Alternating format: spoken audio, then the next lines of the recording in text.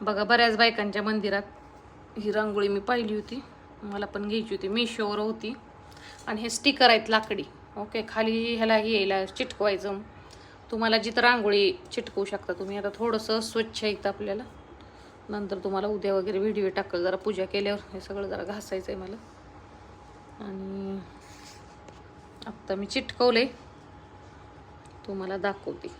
पाऊलं आहेत लक्ष्मीची. हे लाकडाच आहे.